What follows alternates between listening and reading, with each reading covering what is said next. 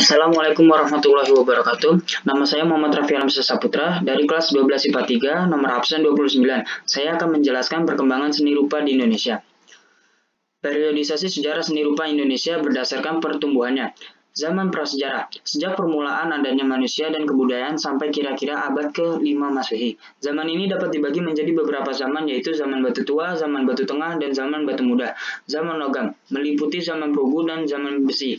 Zaman tembaga tidak ditemukan di Asia, termasuk di Indonesia. Zaman purba, sejak datangnya pengaruh India, yakni pada abad-abad pertama Tarik Masehi sampai lenyapnya kerajaan Majapahit, sekitar 1500 Masehi. Zaman Madya, sejak datangnya pengaruh Islam di Indonesia, yakni menjelang akhir zaman Majapahit sampai akhir abad ke-19.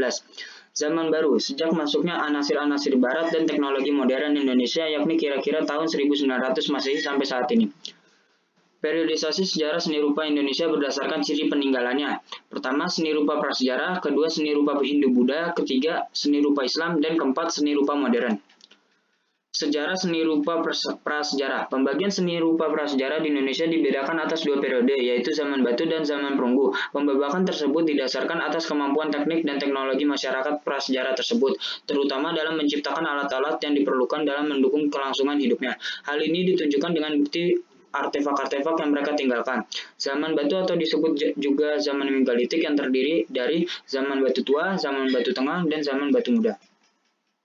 Sejarah seni rupa klasik Hindu-Buddha. Berdasarkan peninggalan arkeologisnya, zaman klasik di Indonesia dapat dibagi menjadi dua periode, yaitu zaman klasik tua yang berkembang antara abad ke-8 sampai 10 Masehi dan zaman klasik muda yang berkembang antara abad ke-11 sampai 15 Masehi. Kedua zaman itu berkembang di berbagai wilayah Nusantara, termasuk Jawa, Sumatera, dan Bali.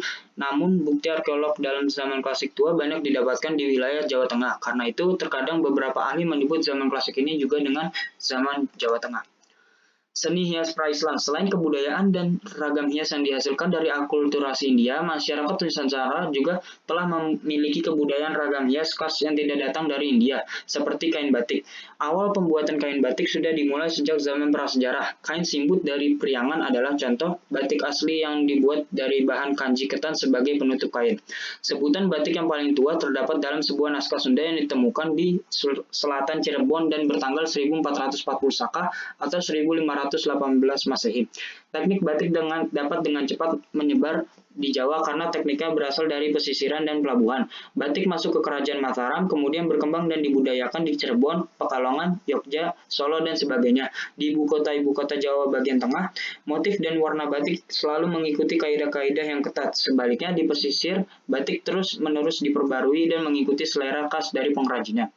Sejarah seni rupa modern. Di sini Indonesia telah terbentuk sebagai koloni Belanda dan masih bernama Hindia Belanda. Perjalanan seni rupa modern Indonesia terbata-bata di bawah penjajahan VOC. Meskipun begitu, program kolonialisasi Belanda berhasil mencetak setidaknya satu orang yang diketahui merintis seni rupa di negeri ini. Periode itu kemudian menstimulus periode seni rupa modern lainnya. Periode seni rupa modern tersebut adalah sebagai berikut. Yang pertama, periode perintis. Yang kedua, periode Indonesia Jelita. Yang ketiga, periode persagi. Yang keempat, periode pendudukan Jepang. Kelima, periode akademi. Dan periode seni rupa baru. Sekian, terima kasih. Saya ucapkan wassalamualaikum warahmatullahi wabarakatuh.